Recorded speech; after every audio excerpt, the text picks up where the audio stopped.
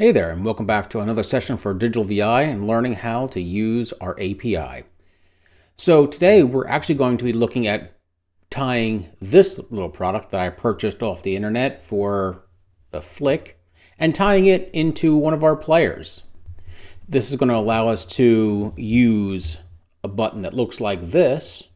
Let me see if you can get a little closer there. It looks kind of very small, kind of the size of slightly less than a quarter.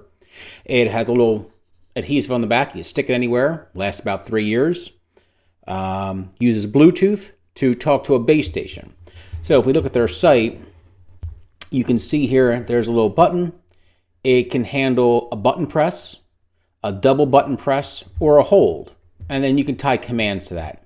And if we look down the bottom here, we look at the little starter kit. It comes with 3 buttons and a base station.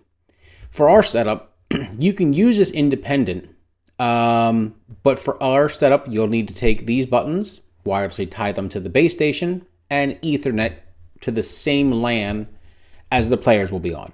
And it needs to be on the same LAN because it needs to be reachable across the network. So we don't sell these devices directly, but we can help you source them, get them, configure them, but we have no affiliation with Flic. This is purely independent of their organization. So let's start off here by looking at DVI itself. So this is a player here I have that we will be using for demo. And there's a key piece here. Yes, it has a playlist and it's playing content usually. And you could see that here in the playlist schedule. You can see it's running this playlist 24/7 for demo purposes. But down here, we also have an event playlist. And it is a event playlist name. And it's going to play all the files once. So anything in this playlist, it'll play once and then return back to the playlist schedule you just saw. And it's going to be based on event ID 1, which is key because that ties it to one of 2 things. You can have an HID keyboard press of the number 1 and it will trigger that event. So you could use a keyboard. You could use another product that we support that I will do in another video that allows any button presses or contact closures to trigger a HID button press. In this case, it is what we're going to use for our little button. Now let's go look at this real quick. This is playlist. When you set up this playlist, you can see that this is timed out, but you should see this video play when we press our button. You come up here and you can see, here's our choices. In this event playlist, it's going to play all of them once, like we talked about earlier. Loop indefinitely is like a standard playlist. That would be, hey, go play this playlist forever. This is loop until a place was supposed to change. So if you had a button press and you wanted it to stay that way until the schedule changed it, that's what this would be. And then the next one is play this one and then continue to the next number. So if you have a 2, a 3, a 4, it will then continue on to that one as long as there's a next sequence number. And then this is the default media time for that. And this is our event ID of 1 that we talked about. Okay, that's very important for our API. So really this is all set up and you can see over here, these are the players in which this is tied to. So we can kind of go look at this back to our player. There's really nothing much to see here. So what I'm going to end up doing is cutting over.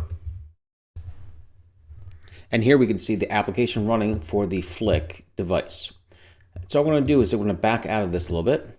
And I'm sure I want to exit. Yes. This is going to relaunch the app.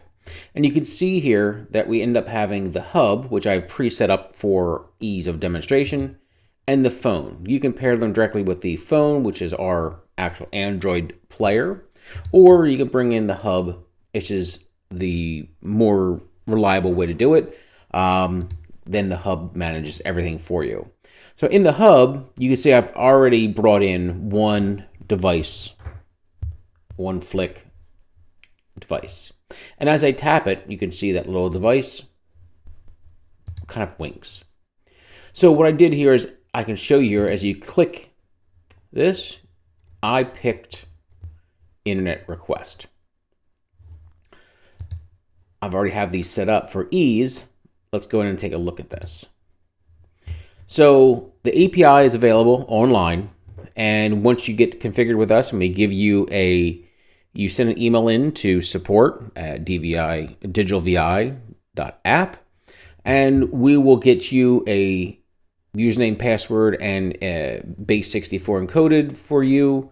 And that's what you'll need here. So the first piece is the IP address of the product, Ajax, and then playlist.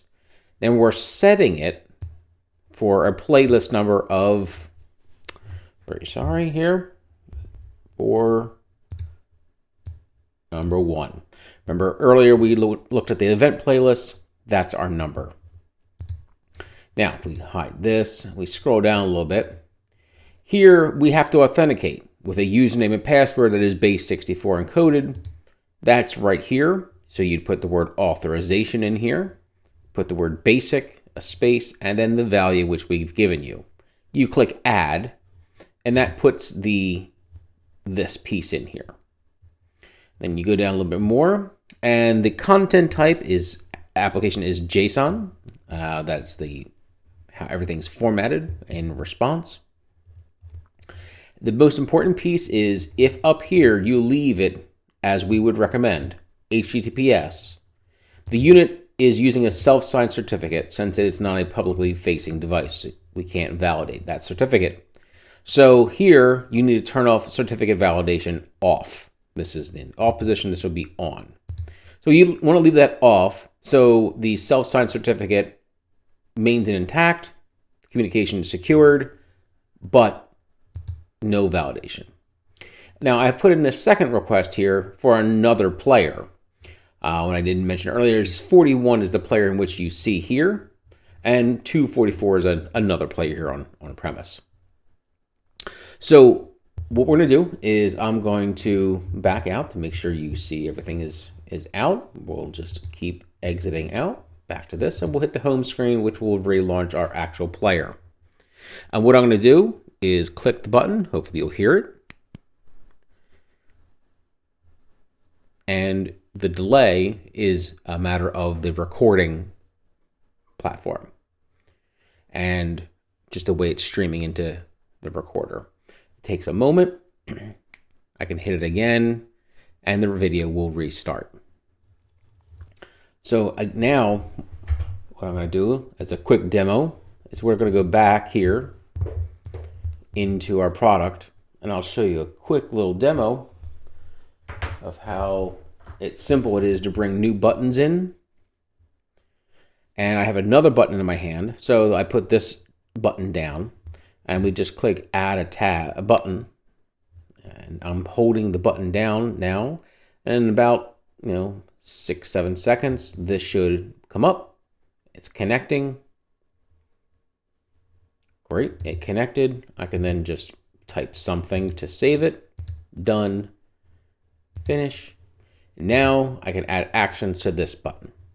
It's something that simple. This can be tied to many other things as well as our platform.